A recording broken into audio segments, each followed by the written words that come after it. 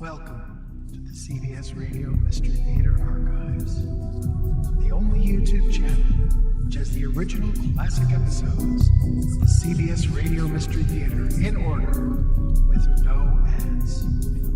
Thank you for listening, and now, enjoy the show.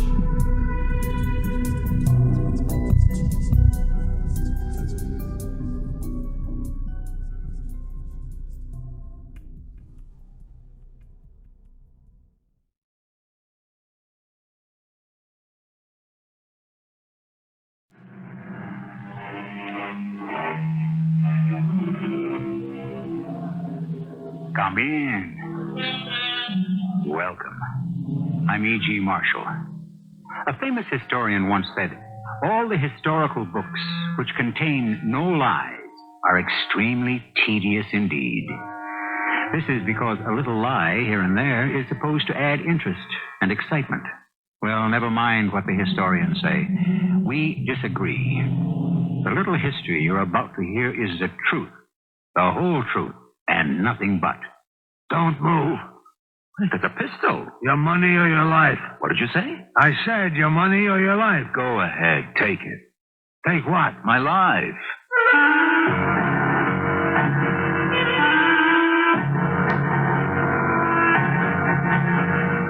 Our mystery drama, The Iron Horse, was written especially for the Mystery Theater by Sam Dann and stars Norman Rose. I'll be back shortly with Act One.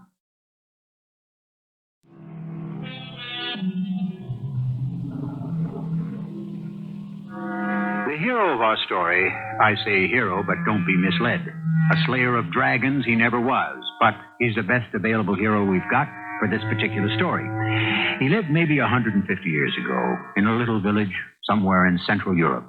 A village the rest of the world knew nothing about, but that's all right. The people of this little village didn't know very much about the rest of the world either.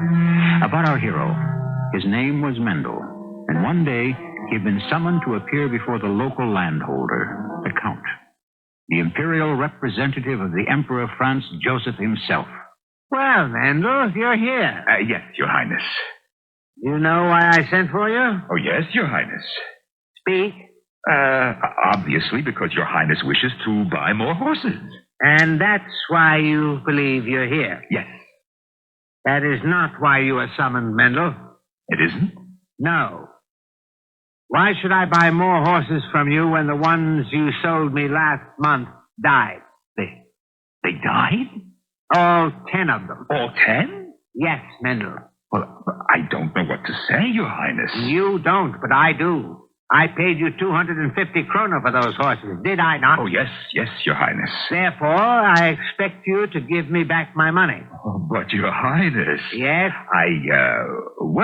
Horses die. Not the ones I purchased in good faith. But, Your Highness, Are you telling me you've already spent the money? Well, there were debts, and these are hard times. No, you don't have to pay me right away. Oh, thank you, Your Highness. I'll give you a week.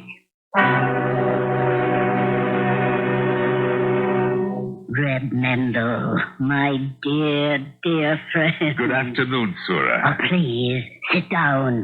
Have some wine, some cake. Oh, thank you. You're looking splendid these days. I think we had better get to business. Yes, of course. No doubt you're prepared to discuss the dowry. The dowry? Your daughter Malka's dowry. After all, we have arranged for her to marry my son Avram. Oh, the dowry. Yes, certainly. Why not? Now, about the dowry. What about the dowry? Sura, you are the most perceptive and intelligent of women. What about the dowry? Well... Does that well mean what I think it means? Please, listen. The match is off. Let me explain. There is absolutely no need for explanation. All that is required is the agreed-upon dowry. The dowry will be forthcoming. But there is a but, isn't there? Sura. Nice to have seen you, Mendel. Drop in again sometime and we can have a more tangible discussion. Sura, you must help me. Of course. I'll help you to the door. Well, I have nowhere to go. You must lend me 250 kroner. If you expect me to lend you 250 kroner, You do have somewhere else to go. The lunatic asylum. But the Count, if I don't pay him the money, he'll throw me in jail. Good afternoon, Mendel. I'll pay you back. You will. How? We'll see. Goodbye, Mendel. Sura. Listen, Sura, I was born under a lucky star. I am the seventh son of a seventh son. I am destined to be rich. The seventh son of a seventh son. According to all the legends... Mendel, I said goodbye.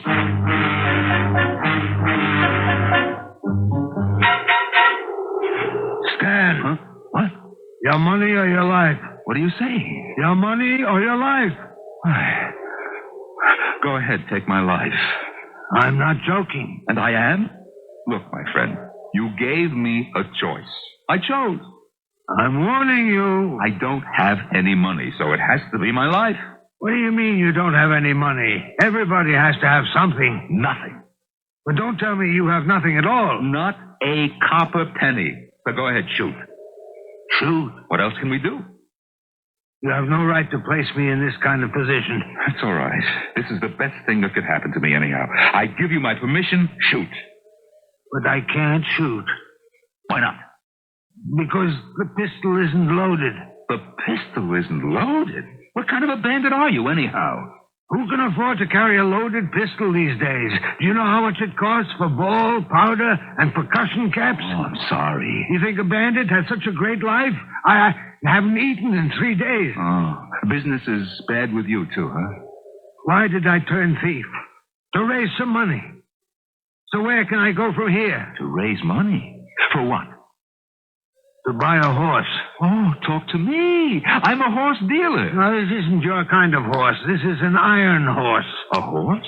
Made of iron? That's right. Oh, my poor friend. Hunger must have made you a little bit, light in the head. Come home with me. We'll see what's for supper. But, Papa, all we have to eat in the house is potatoes. If that's what we've got, that's what we'll eat. Papa, you went to see Avram's mother this afternoon? Yes, Sura, I did. Are you sure? Am I sure? Of course I'm sure. Oh, I'm so happy.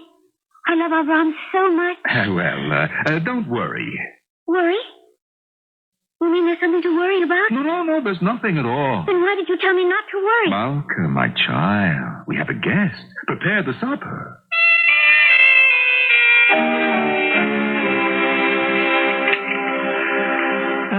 I ask you, sir, was that a meal or was that a meal? It was delicious.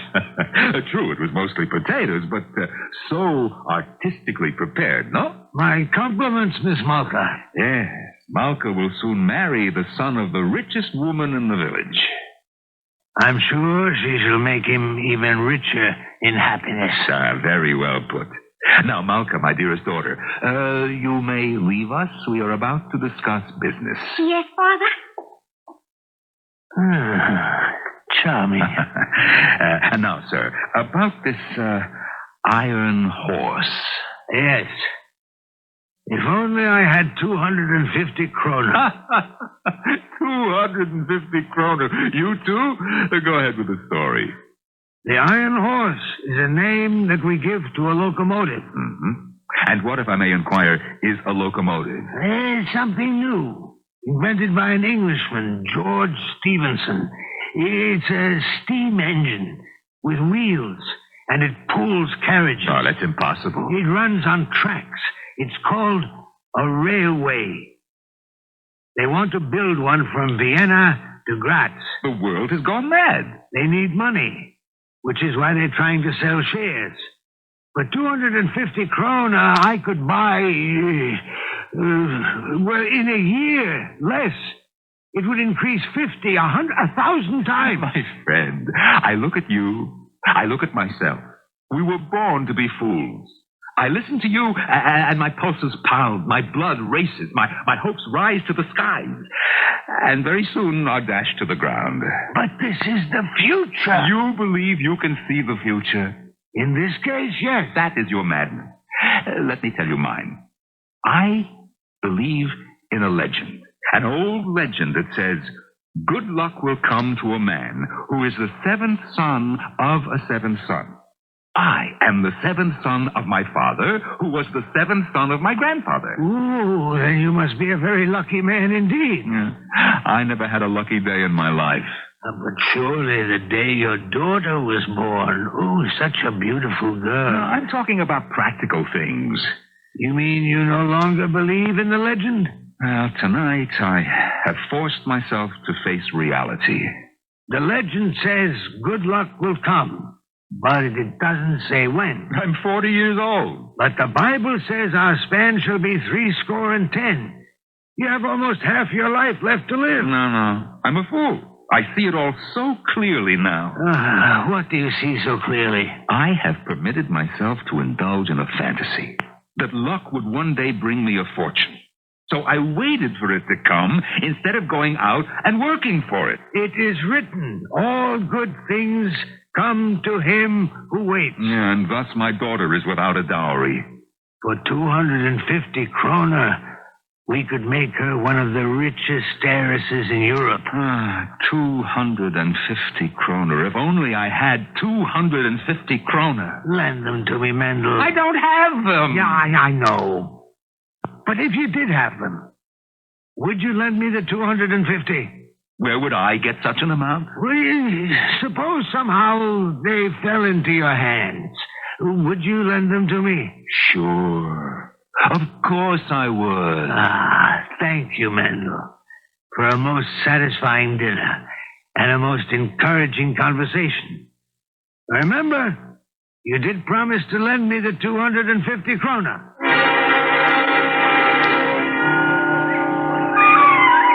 Hello, Avram? Oh, it's Malka. Yes, it's Malka. Have you forgotten what I look like? How can you say that? I haven't seen you in such a long time. Well, I've been busy. Doing what? Is it true we aren't engaged anymore?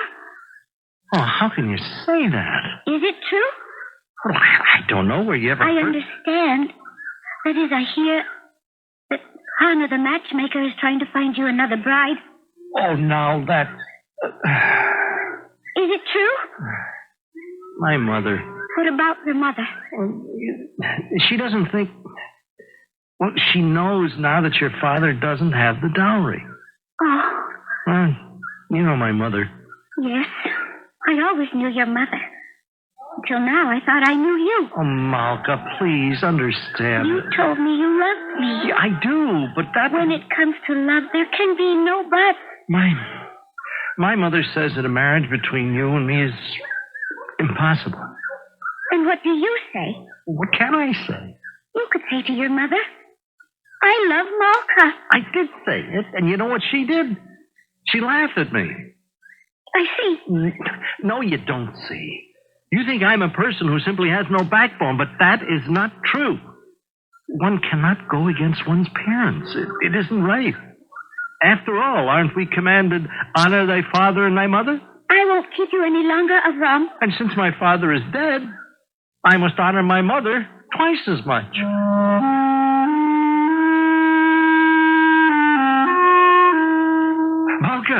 Malka, are you home? Yes, Father.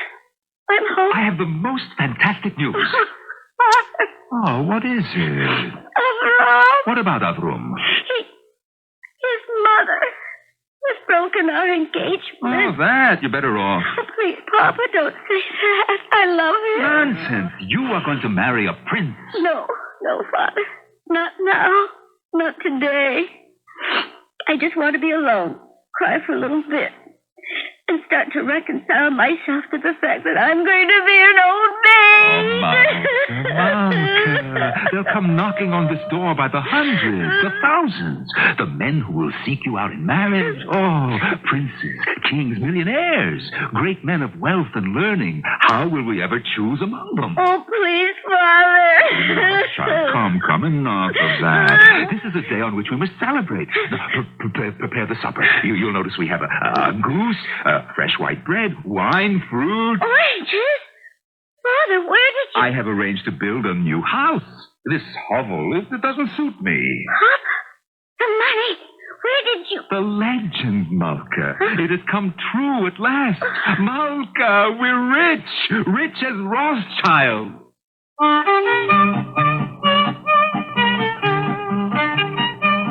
Which is certainly rich enough. Legends do come true. Sometimes. And evidently our hero has come into some money, as all the delicious and expensive items on the table will testify. But what happened?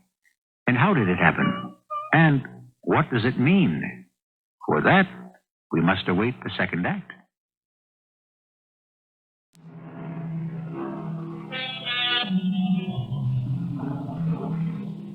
What is the old saying? If you're fated to drown, you can drown in a cupful of water. If it's your destiny to be rich, fight against it as hard as you will. One day you'll be wealthy. These things have been decided long in advance, we are told, and only fools strike out against the inevitable. Papa, what are you talking about? The money. Where did you get the money? Sit down, my child, and I shall tell you something that has evidently escaped your attention. Please. You have been a good daughter in every respect, but one. Just tell me about the money. I know you love me, but you do not obey the commandment. You do not honor me. Oh, no, Father, not that. I say that because you did not believe in me. I told you about the legend that said that I would one day be rich, and you thought to yourself, I could see it in your eyes, poor old man. No, Papa, I never You said... did, but it doesn't matter. I forgive you. Here, read. Read this letter. It came from me today. A letter? What? We never received a letter in our lives. Read it. Oh, such paper. It's parchment. Mm-hmm. It's what the Emperor would use to write a decree. We shall one day meet the Emperor, because now we are rich and important people. Father, what does it mean? Why don't you read the letter? Good heavens, I spent long, weary hours teaching you to read. Have you forgotten everything so soon? To Herr Mendel, Esquire? Yeah, you see how it begins. As attorneys at law for the late N.C. Rothschild, we are pleased to inform you that you are the sole heir to his estate. Aha! What do you say now? All the necessary documents will be forwarded as soon as the required legal procedures have been performed. Congratulations. Signed, from Wheeler and Schuttenfast, attorneys, Vienna. Oh, Father! Now, what do you say? What do I say? Now I can marry Avro. You don't want to marry Avro, do you? Well, I'm not so sure. You're an heiress, my dear. Oh, yes. You are going to be richer than he is. Oh, I never thought of that. Well, think about it. Answer it, my daughter. Oh, yes, Father. Soon we shall have servants to attend to little details like this. But meanwhile... Oh, I understand. Why, it's Sholem. Yes, Sholem. Oh, how dare you? Please, sit down, Sholem. Have a glass of wine. Wine? What? Well, that's my wine. Give me everything that's left.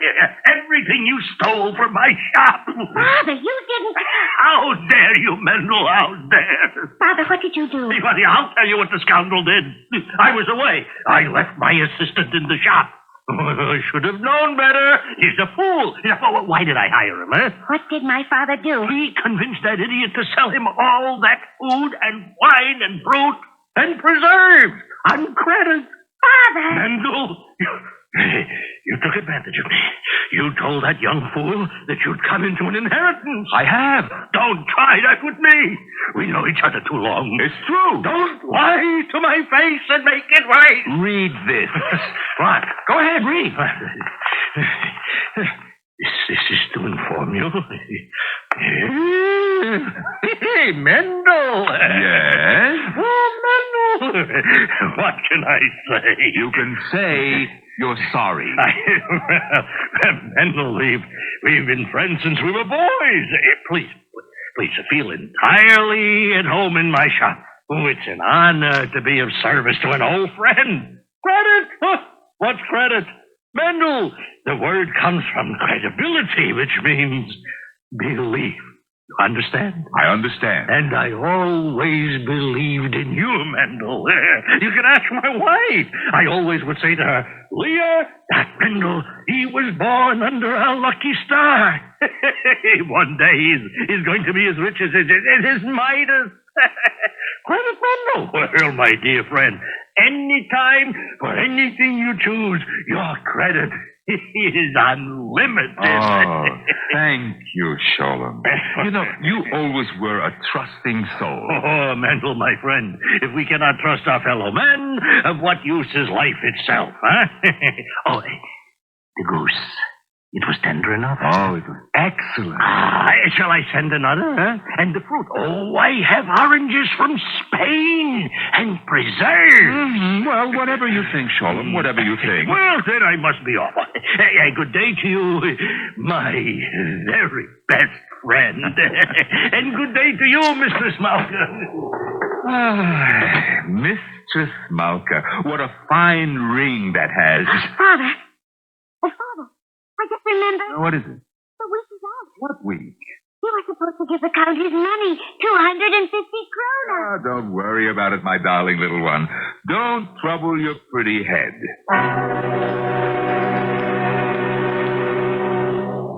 Mendel. Sura. May I come in? Of course. Please, have a seat. Thank you. A glass of wine, perhaps. Mendel, I'll come to the point. About a week ago, we had a little discussion. We did? Yes. Or perhaps we did. I speak to so many people these days, you know, I no longer can keep track. Let us say we had a misunderstanding. Refresh my memory. About what? About the marriage. The marriage? The marriage between Avram and Malka. Oh, that marriage. Mendel, they love each other very much. Sura, as I recall, you are the one who broke the engagement. I was feeling under the weather. You know how it is. Sometimes you feel miserable, you just lash out. Yes. How is she, the darling girl? Oh, what a treasure. This match was made in heaven. That's what I said to myself. How can anyone come between them? Shall I tell you something, Sura? Frankly? Please. Why, between us, there should be no secret. Sura, I felt that you never liked me. How can you say such a thing like that? You always felt that I was a silly, impractical dreamer who would never amount to anything. Mendel. I'm sorry. That's how it appeared. But it isn't true. Why, I admire you above all men. And there is nothing I wouldn't do for you. Yet, a week ago, you ordered me out of your house. Oh, Mendel, that's a bad dream. Let's dismiss it completely from our memory. And why? Why? What did I do? Oh, Mendel, I'm sorry. I was temporarily embarrassed, financially. It's the kind of thing that can happen to any of us. Of course, of course. Yet you chose to make an issue of it. Mendel, as I told you, I was out of sorts. I have a fault. I'll confess it. I have an abominable temper. I try to control it, but at times it gets the better of me. What can I do? I'm only a human being. Forgive me. Well, you ordered me out of your house. If I recall, you suggested that I repair to a lunatic asylum. Mendel, do you know what I would give if only I could call those words back? And what did I do to earn this anger, huh? I only asked you for a tiny favor. You remember?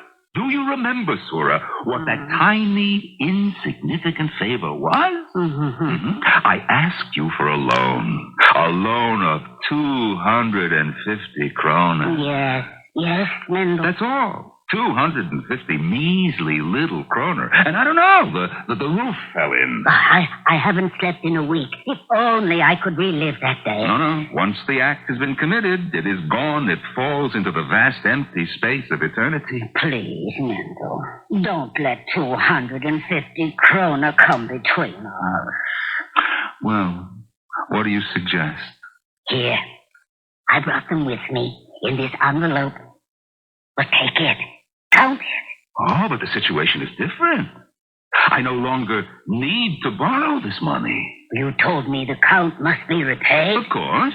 Well, you have come into a fortune, but it will take a little time before the money is in your hands. Now, that's true, isn't it? I suppose. But I can explain the situation to the Count. He'll be willing to wait. No, Mendel.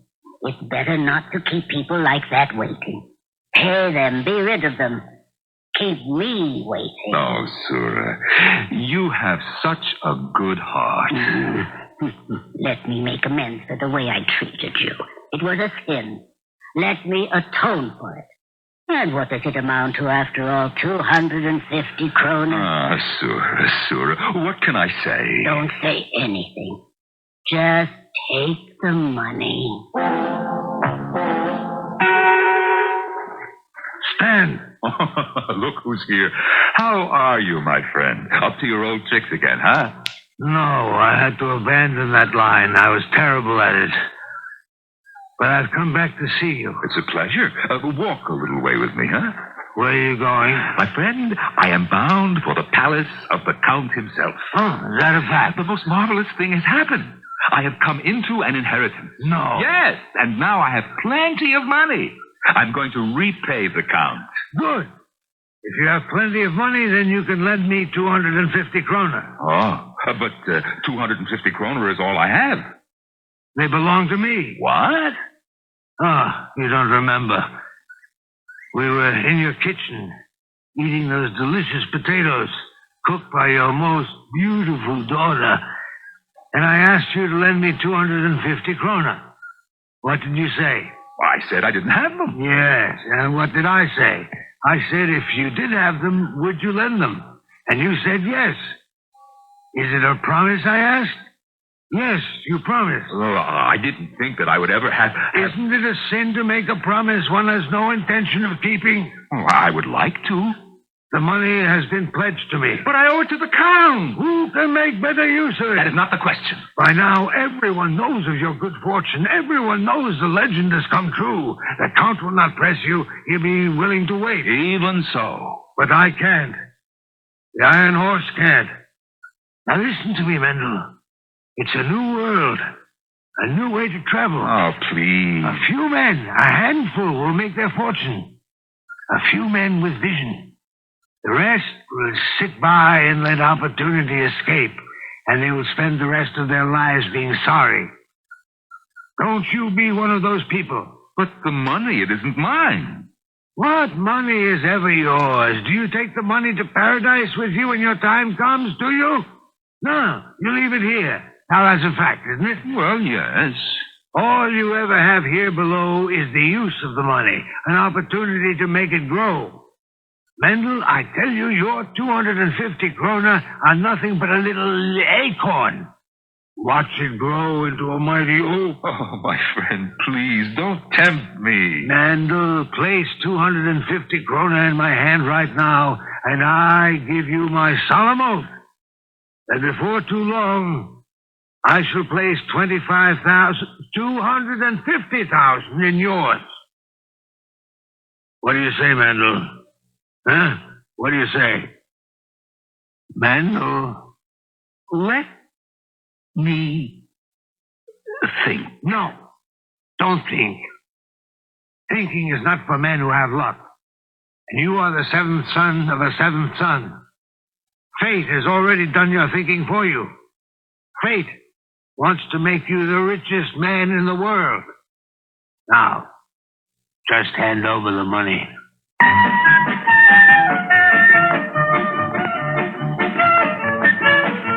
Fate, luck, destiny. When she is in control, shouldn't one ride? You might say, what's the point in being lucky if one doesn't know how to use one's luck? Poor Mendel.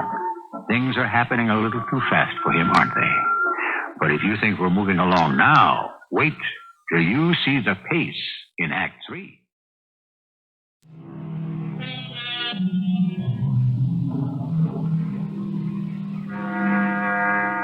There's a saying, don't sell the skin of the bear that's still in the woods. Makes a great deal of sense. But it's a maxim more honored in the breach. That's human nature, isn't it? And what a market there is in unskinned bears, unhatched chickens, and birds with salt on their tails. Tell me more about this iron horse. What's there to tell? It's a steam engine. It moves itself on wheels along an iron track. I never heard of such a thing. It pulls carriages, and they can be filled with people, with goods. Oh, what's going to happen to horses? There won't be a need for any. Then what's going to happen to horse dealers? They'll starve, which is why you need a new profession. I don't need any kind of profession anymore. I have come into an inheritance. I'm a rich man. Well, then behave like one. What do you mean? Rich men must always do something with their money. They just can't sit there all day and look at it. Listen, Mendel, unless you invest your money, no one will believe you're rich. An iron horse? Believe me, Mendel, for you, it will be a golden horse.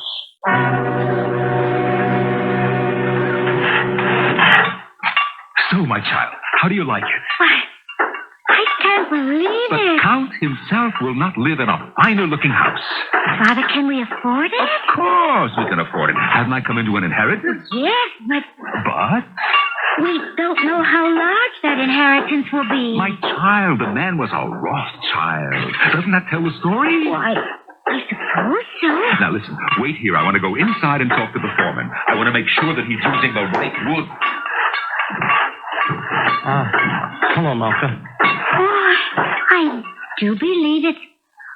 Oh, yes. You must be Avram. Malka. Well, Avram, what have you been doing with yourself these days? Listening to your mother, no doubt. Malka, I must talk to you. Oh, isn't that what we're doing now? My mother says your father is, well, he's playing hard to get about the match. Well, that isn't true. He isn't. I am. You? Oh, yes, Avram. Me. Well, your mother officially broke off our engagement. My father has since been entertaining other offers. But Malka, I love you. With your mother's permission, of course. I've been a fool. Well, I must be going. Goodbye, Avram. It was very pleasant talking to you. Good day to you, Mendel. Shalom, my good friend. Yes, they told me I would find you here. Oh, yes? Yes. Now, isn't it going to be a magnificent house? Oh, I can see. Of course. Mendel. Yes, what is it, Shalom? Yes, I was wondering, could you... I hate to ask. Go ahead. Could you advance me some money on your bill? Oh, my bill. Yes, you see, I have some debts that are, well, they're due, you see, and Yes, I understand, my friend. Well, I certainly have no wish to press you. I just haven't heard from my attorneys yet, that's all. Yeah, but I have to order more goods, and the people who sell to me have to be paid. It's a mess. Oh, yes, I can imagine. I just can't extend you any more credit at this time. Please, don't be angry with me. Shalom. Haven't we always been the best of friends? And shall it not continue? Mendel, of course.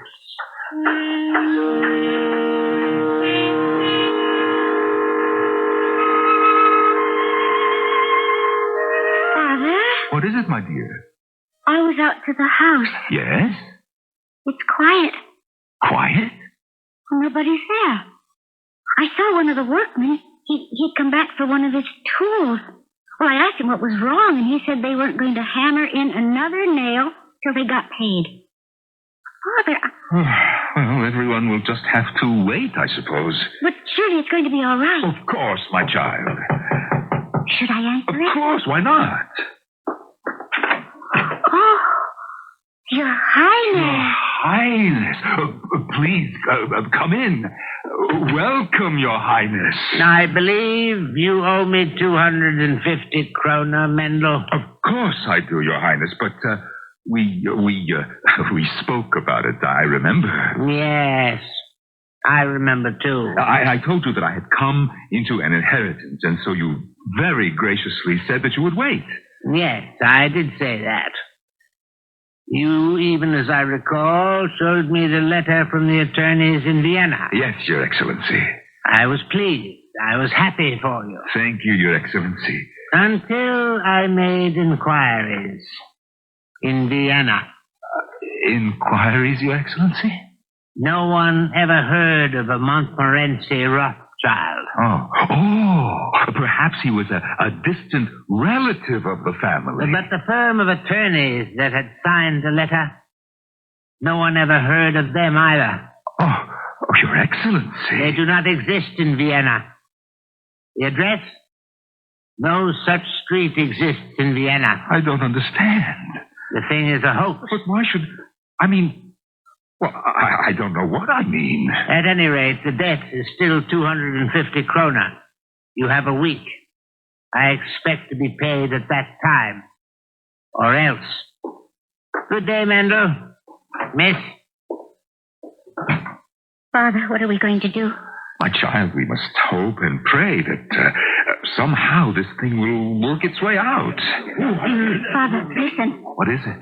Voices. People outside the door. Father, I'm afraid. Don't open it. Well, we have to face it sooner or later, my child.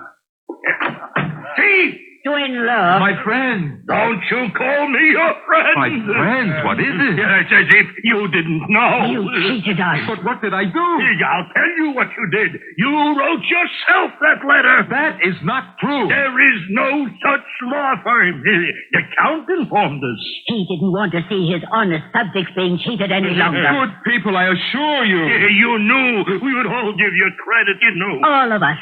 We're going to petition the Count. He's going to put you in prison. You and that daughter of yours. She's in it, too. No. You be quiet, Abram. No. No, she's good and she's kind and she's honest, and I don't care if she doesn't have a penny. I'm going to marry her anyway. I forbid it. What are you going to do? Disinherit me? So I'll be poor. It's not so terrible. Don't say that, Arum. I don't care. Malka, you're going to marry me and nobody else. Do you understand? She can't marry you if she's going to be in jail. Who's going to be in jail? Who are you? Why, I happen to be Mendel's business partner. Well, then you'll go to jail, too. I believe my partner owes you 250 kroner, madame. Here you are. What's this? Count it. You'll find it correct. And you, with a large mouth. How much does Mendel owe you? 10 kroner. Oh, such a fuss about 10 kroner. Here you are. The rest of you line up by the door, and you will all be paid. Oh, by the way, I encountered the Count en route. I paid him off, too, Mendel. But... Avram, did you mean what you said? Yes. Oh, Avram. Why don't you two young people go off somewhere in private and discuss it among yourselves, huh? And now for the debts. Mendel, I must insist that you hear me out. Well, this is just another one of my bad days, on which I say all sorts of ridiculous things. I understand. Mendel, we're friends. But friends must always have these little misunderstandings. You know why? Because they test the bonds of friendship and make sure that they're strong. Of course. Please, Mendel, take back the 250 kroner. I don't want them. I'll throw them away. I won't take a penny of your money in my shop. Not now, not ever. Please, Mendel. Thank you, good friends. If you'll excuse me, I must talk with my business partner. Oh, certainly, Mendel. Oh, we understand. What happened? I told you what would happen. If you put 250 kroner in my hand, I would put 250,000 kroner in yours. Well, my friend, this is just the beginning. The beginning? Very day after I bought that stock, the prices shot up into the sky. I don't understand. Suddenly, they all started talking about the Iron Horse. It was unbelievable. Oh, then there is such a thing. And soon you shall ride it between Vienna and Graz as a major stockholder of the company. No. And one of the carriages shall have the following name painted on it, the Seventh Son. in your honor. The legend! It came true! Well... Oh, no. Tell me, was it you who wrote that letter? Yes. Oh, no. No. I cannot accept any of this money. Why not? Because it is dishonest. How can you say that? Who's been swindled? The Count? Zora? Solem? Everybody's been paid, haven't they? Well, yes. And the legend of the seventh son of the seventh son, that has come true, hasn't it? Yes. But you wrote that letter. Of course. It was the only way. The only way? My friend, if you want a legend to come true, you have to help it along. Just a little tiny bit.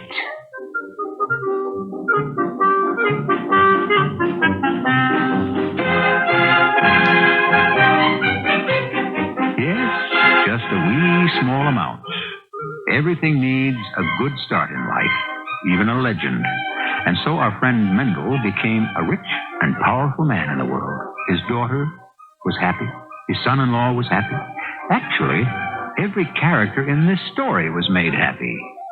Now, that's some sort of record for us, isn't it? I'll be back shortly.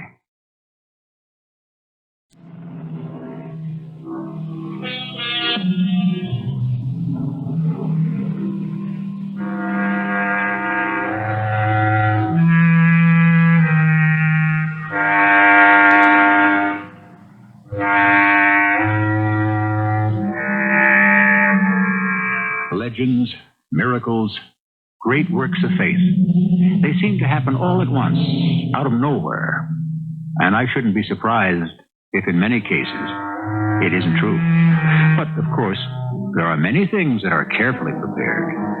Spontaneity is always most spectacular when it has been painstakingly rehearsed. Ask the average comedian. He'll admit that his best ad-libs are the ones in the script. Our cast included Norman Rose, Bryna Raeburn, Evie Juster, and Robert Dryden. The entire production was under the direction of Hyman Brown.